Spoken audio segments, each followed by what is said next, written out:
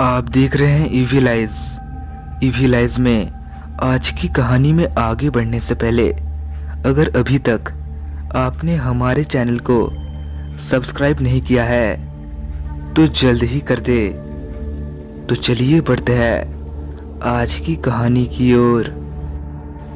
मैं गांव में रहने वाला 14-15 साल का एक लड़का था और मुझे खेलना बहुत पसंद था। मैं वहीं हमारे गांव में एक मैदान में अपने दोस्तों के साथ खेलता रहता था। लेकिन आज खेलते खेलते काफ़ी देर हो चुकी थी। अब शाम के 7 बज चुके थे और अंधेरा भी अच्छा खासा हो चुका था। लेकिन मैं तो बस अपने दोस्तों के साथ खेले ही जा रहा था। अंधेरे के चलते हम सबको अब ख्याल आता है कि अब हमें घर भी जाना होगा। अब हम लोग में मैं और मेरे 3 दोस्त रामू, ज्ञान और अर्जुन थे जो आसपास में ही रहते थे। इसलिए खेलने आने के वक्त हमने बस 2 साइकिल ही लाई थी। मैदान से घर की दूरी ज़्यादा तो नहीं थी, बस बीच में वो नेवला पुल पार करना था। मैं ज्ञान के साइकिल के पीछे बैठा था और मेरे 2 दोस्त अर्जुन और रामू अलग साइकिल में थे। हम लोग चारों बातें करते करते आगे बढ़ रहे थे। हमारे पास बस एक ही टॉर्च लाइट थी और उसी से हमें काम चलाना पड़ रहा था। अब हम नेवला पुल के पास पहुंच चुके थे कि तभी अर्जुन कहता है कि अरे भाई लो, नेवला पुल भी आ गई। और नेवला पुल के आते ही हम चारों के मन में थोड़ा डर आ गया था, क्योंकि सुना है नेवला पुल में शाम के बाद आत्माएं घूमती फिरती है। लेकिन अब तो हमें घर जाना ही था और घर जाने के लिए बस यही एक रास्ता है। तब मैं रामू से कहता हूँ कि भाई तेरी बात पर इतना खेलना नहीं चाहिए था हम लोग को। देखा ना कितनी शाम हो गई और ऊपर से अब ये नेवला पुल। अब हम चारों ने सोच लिया था कि हमारे आसपास कुछ भी अजीब दिखे तब भी हम डरेंगे नहीं, और अगर हमें कोई बुलाता भी है तो हम उसकी ओर नहीं मुड़ेंगे। अब हम चारों दिल में साहस लेकर साइकिल के साथ पुल में चढ़ते हैं। अब हम पुल में कुछ दूर बढ़े ही थे कि अचानक से ठंडी हवा बहनी शुरू हो जाती है।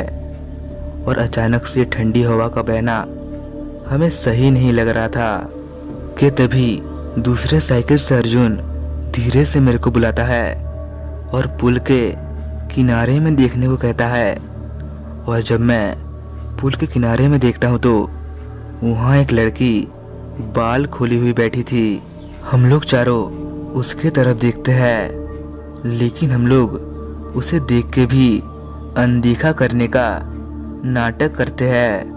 अब हम लोग उसे अनदेखा करके कुछ दूर आगे बढ़े ही थे कि वो हमें पुल के दूसरे किनारे और एक बार बैठी हुई दिखती है। और अब वो अपनी चमकती हुई आंखों से बस हमें अंधेरे से घूरी जा रही थी।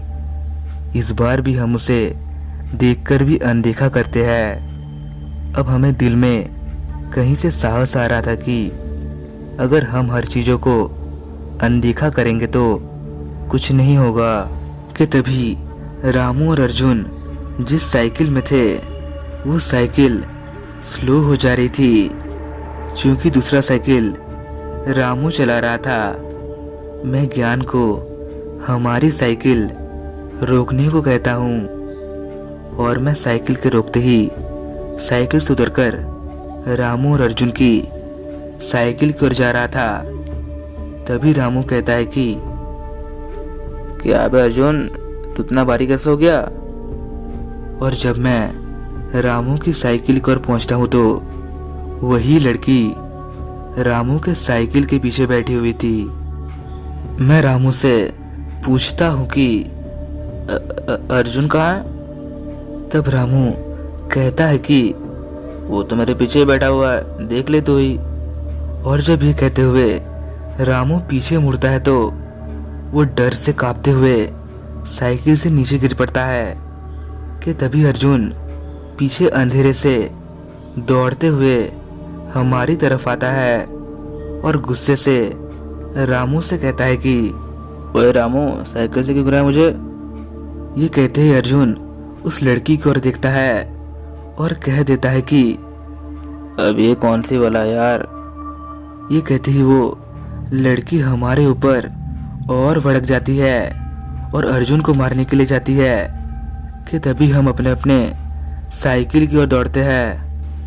मैं जल्दी से जाकर ज्ञान की साइकिल में बैठ जाता हूँ और रामू और अर्जुन भी जल्दी से अपनी साइकिल पर बैठ जाते हैं।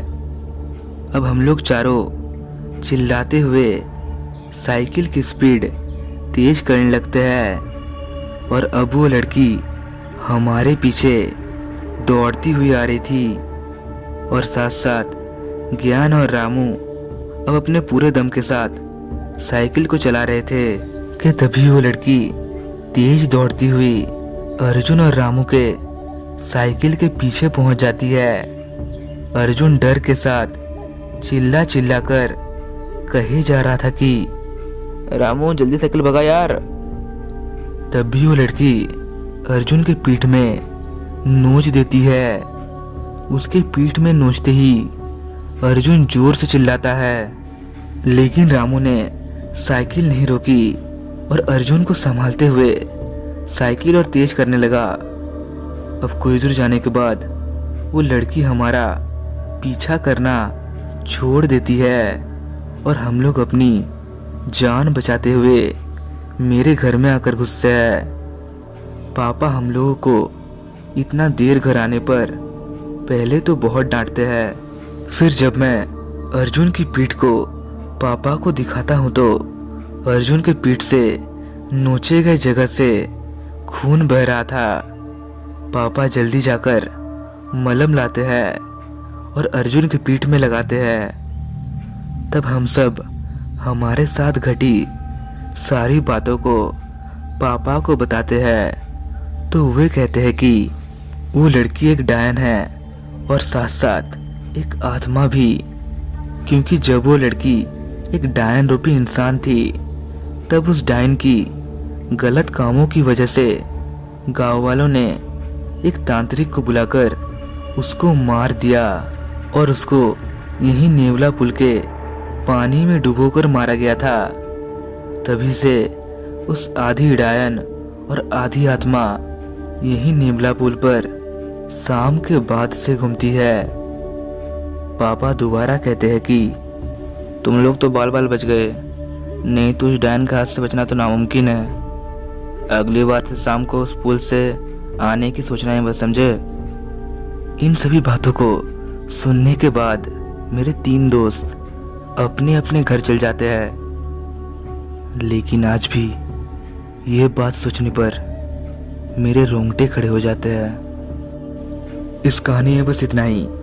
आपको ये कहानी कैसी लगी हमें कमेंट करके बताएं और चैनल को सब्सक्राइब करें ऐसे ही हिला देने वाली हॉरर कहानियाँ सुनने के लिए।